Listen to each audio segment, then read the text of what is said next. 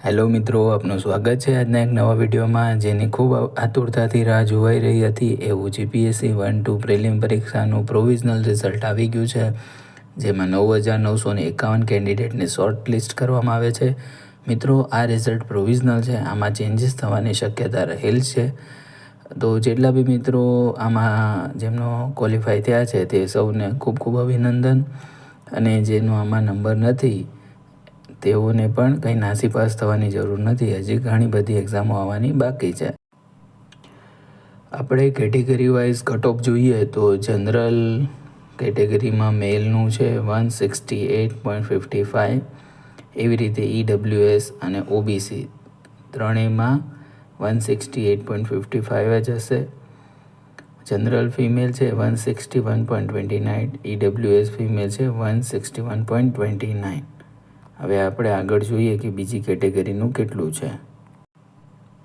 OBC મેલ 168.55, OBC female 161.29, SC મેલ 168.55, SC female 161.29, ST મેલ 160.27, ST female 144.66. તમે જુઓ મિત્રો, કોમ્પિટિશન કેટલી બધી વધી ગઈ છે. જે રિઝર્વ કેટેગરીના કેન્ડિડેટ છે તેઓ જનરલ કેટેગરીનું જે કટ ઓફ છે એના પાર આવી ગયા છે, જે બતાવે છે કે શિક્ષણનું સ્તર વધ્યું છે, કેન્ડિડેટ અને વિદ્યાર્થીઓમાં જાગૃતિ પણ વધી છે, જે ખૂબ જ સારી બાબત છે. અને દરેક તબક્કાના જે કેન્ડિડેટ છે તે આમાં સિલેક્ટ થાય છે. તેઓનું કોમ્પિટિશન લેવલ પણ ખૂબ સારું વધ્યું છે, જે એક પોઝિટિવ બાબત કહેવાય. તો આપ સૌને કેટલા માર્ક્સ આવ્યા છે એ કોમેન્ટમાં જરૂર જણાવજો, જેથી ખબર પડે કે આપણા કેટલા સબસ્ક્રાઈબર અને વ્યૂઅર્સ છે તેઓ ક્વોલિફાય થયા છે. જે પણ ક્વોલિફાય થયા છે તે સૌને ખૂબ ખૂબ અભિનંદન, અને મેન્સની તૈયારીમાં આપ લાગી જાઓ ફટાફટ. ખૂબ સારું આન્સર રાઇટિંગ કરો અને રિવિઝન કરો. હવે થોડા સમયમાં મેન્સનો શેડ્યુલ પણ આવી જશે, એટલે આપને ખ્યાલ આવી જશે કે આપની મેન્સ ક્યારે છે. એટલે ટાઈમ વેસ્ટ કરવાની કોઈ જરૂર નથી. જલ્દીથી હવે તમે રિઝલ્ટ આવી ગયું છે, તમે પાસ છો, થોડું સેલિબ્રેટ કરીને મેન્સની તૈયારીમાં લાગી જાઓ. મિત્રો, બધા કેન્ડિડેટ પોતાનો 5 જૂન 2024 4 વાગ્યાથી પોતાના માર્ક્સ જોઈ શકશે. જેમાં લિંક આપી છે તેમાં સૌ પોતાના માર્ક્સ જોઈને કમેન્ટમાં જરૂર જણાવજો. અને જે બોર્ડર ઉપર હોય, એટલે કે જે કટ ઓફની આજુબાજુ હોય, તેઓએ પોતાને આત્મવિશ્લેષણ કરીને પોતે ક્યાં ભૂલ કરી છે, એકાદ માર્ક્સ માટે કેમ રહી ગયા, તેની તપાસ કરવાની જરૂર છે, તેનું વિશ્લેષણ કરવાની જરૂર છે, જેથી કરીને નેક્સ્ટ જે એક્ઝામ આવે તેમાં આપણે એવી ભૂલો ના કરીએ કે તમારું રિવિઝન કદાચ ઓછું હશે એટલે તમને કોઈ એક બે પ્રશ્ન નહીં આવડ્યા હોય, અથવા તમે એમાં કન્ફ્યુઝ હશો. એટલે ખૂબ સારું રિવિઝન કરો. કોઈ પ્રિલિમની મોક ટેસ્ટ નહીં આપી હોય એટલે એમને ટાઈમ ઓછો પડ્યો હશે, એવું બન્યું હશે, કોઈને મેથ્સમાં તકલીફ પડી હશે, કોઈ પણ રીઝન હોઈ શકે છે. એટલે જેથી કરીને આપણે બોર્ડરની આસપાસ આવીને 1-2 માર્ક્સ માટે કોઈ સિલી મિસ્ટેક કરી હશે, એના કારણે જ રહી ગયા હોઈએ. બાકી તમે ઇક્વલી કોમ્પિટન્ટ છો, બસ તમે ખાલી કટ ઓફને ક્વોલિફાય કર્યું નથી. મહેનત તો તમે પણ એટલી જ કરી હતી, પણ ક્યાંક કચાશ રહી ગઈ હશે, જે આપણે નેક્સ્ટ પ્રિલિમમાં જરૂરથી એને ઓવરકમ કરીને આપણું પણ આમાં લિસ્ટમાં નામ જરૂર હશે. મિત્રો, પ્લીઝ જે પણ પાસ નથી થયા, એટલે કે કટ ઓફની અંદર નથી આવ્યા, તેઓ પોતાનું મન નાનું ના કરે, મોટું મન રાખે. આ એક એક્ઝામ છે, આ કંઈ જીવન નથી.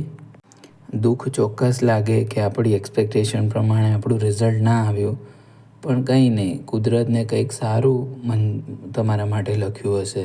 આપણે એવું માનવાનું, આપણે બેટર કરવા માટે, અથવા આપણને આપણી એટલી મહેનત નહીં હોય, બીજા કેન્ડિડેટની આપણા કરતાં વધારે હશે, એવું માનીને આપણે એક્સેપ્ટ કરી લેવાનું. મિત્રો, જેટલું એક્સેપ્ટ કરી લઈએ ને એટલું જલ્દીથી આપણે એને ઓવરકમ કરી શકીએ. એટલે એવું વિચાર નહીં કરવાનું કે ભાઈ મારું ના થયું. તમે એનાલિસિસ કરો કેમ ના થયું, અને એવી તૈયારી કરો કે તમે છે ને મેન્સ માટે પણ તૈયાર થઈ જાઓ. તમે એને એક ઓપોર્ચ્યુનિટી તરીકે જુઓ કે શું મેન્સ મેં આપ્યું હોત તો મારે એટલા સારા માર્ક્સ આવેત. કદાચ એવો જવાબ મળે કે ના આવે, તો તમે આજથી જ, કદાચ તમારું આમાં નામ નથી તો તમે આજે જ મેન્સની તૈયારી ચાલુ કરી દો, જેથી કરીને તમારી જ્યારે નેક્સ્ટ પ્રિલિમ તમે ચોક્કસ ક્લિયર કરશો તો તમારે મેન્સ માટે તમને ડાઉટ નહીં રહે. તમે ઓલરેડી મેન્સ માટે તૈયાર હશો, કારણ કે તમારું સિલેક્શન તો તમારા મેન્સના માર્ક્સથી થવાનું છે, પ્રિલિમ્સના માર્ક્સથી નથી થવાનું. તો આપણે એવી તૈયારી કરવાની કે મેન્સ કમ પ્રી, એટલે મેન્સ ઉપર ફોકસ કરવાનું અત્યારે. જ્યારે પ્રિલિમ્સ આવશે ત્યારે આપણે પ્રિલિમ્સની તૈયારી વધારે કરવાની. આજથી જ તમે ગુજરાતી, અંગ્રેજી જે પણ વિષયો છે, નીતિશાસ્ત્ર છે, જાહેર વહીવટ છે, એ બધા તમે મેન્સના જે ટૉપિકો છે સિલેબસમાં એના નોટ્સ તૈયારી કરી દો, એને રિવાઇઝ કરો. અને જે હમણાં આ મેન્સમાં જે કેન્ડિડેટ ક્લિયર થયા છે એમના માટે મોક પેપર પણ હશે, તો તમે પણ લખીને જુઓ. એટલે તમે એટલા બધા એડેડ એડવાન્ટેજવાળા થઈ જશો ને કે નેક્સ્ટ મેન્સ આવશે એટલે તમારો સારો એવો રેન્ક આવશે. કેમ કે તમારી તૈયારી મેન્સની 1 વર્ષથી ચાલુ છે. ઘણા તો જે આમાંથી હશે એમાં 50%, 60% અથવા 70% લોકો તો મેન્સની તૈયારી હવે ચાલુ કરશે. એટલે જે પહેલાંથી કરતા હોય છે ને એમને ફાયદો થઈ જાય છે. અને જે યુપીએસસીની તૈયારી કરતા હોય છે, પીપાના કેન્ડિડેટ હોય છે, એ ઘણીવાર રેન્કર પણ બનતા હોય છે. ફર્સ્ટ, સેકન્ડ, થર્ડ, 1થી 30માં હોય છે. કેમ કે એમની તૈયારી યુપીએસસી લેવલની હોય છે. તેઓએ મેન્સ આપેલી હોય છે અથવા મેન્સ જેટલી તૈયારી કરી હોય છે એટલે આમાં એમને એડેડ એડવાન્ટેજ મળે છે. તો આપણે એમની જોડે પણ કોમ્પિટ કરવાનું છે. જગ્યા ઓછી હોય છે, બધાને ડેપ્યુટી કલેક્ટર, ડીવાયએસપી એવું બનવું હોય છે. તો એના માટે તમારે મહેનત પણ એવી જોશે, તમારે એટલો આગળ રેન્ક લાવવો પડશે, બધા જોડે તમારે કોમ્પિટિશન કરવી પડશે. તો શું તમારી તૈયારી એટલી છે કે આ 2-3 મહિનામાં જો મેન્સ આપવાનું થાય તો તમે એટલો આગળ રેન્ક લાવી શકો? આ કંઈ તમને ડરાવવાની વાત નથી, પણ આ ફેક્ટ છે કે તમારે તૈયારી એ લેવલની કરવી પડશે તો જ તમે સારો રેન્ક લાવશો.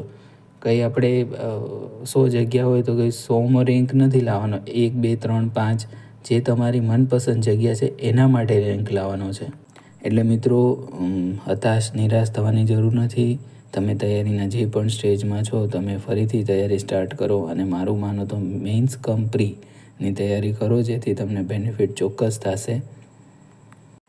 અને જે આપણા વિદ્યાર્થીઓ છે એ ક્વોલિફાય થઈ ગયા છે તેઓ તો 1 પણ મિનિટ બગાડ્યા વગર મેન્સની તૈયારીમાં લાગી જવાનું છે. પ્રીવિયસ યર પ્રશ્નપત્રો છે એ જોવાના છે, મોક ટેસ્ટ આપવાની છે, રિવિઝન કરવાનું છે, ડેટા ભેગા કરવાના છે અને રાઇટિંગ પ્રેક્ટિસ તો ખૂબ જ કરવાની છે. મિત્રો, હું એક અલગથી વિડીયો બનાવીશ જેમાં મેન્સની તૈયારી કઈ રીતે કરવી, જેમાં તમને આખું ડિટેલમાં સમજાવીશ કે આવી રીતે તમે તૈયારી કરો તો તમને એક એડવાન્ટેજ સારો મળે. મિત્રો, જો તમને આ વિડીયો ગમ્યો તો એક લાઈક જરૂર કરજો. તમારા ફ્રેન્ડ અને ફેમિલી મેમ્બરમાં એને શેર કરજો. હજુ સુધી જેને આપણી ચેનલ સબસ્ક્રાઈબ નથી કરી તેઓ જલ્દીથી સબસ્ક્રાઈબ કરી દે અને ઓલ નોટિફિકેશન ઓન કરી દે, જેથી હું જ્યારે પણ વિડીયો અપલોડ કરું તો પહેલું નોટિફિકેશન તમને આવે.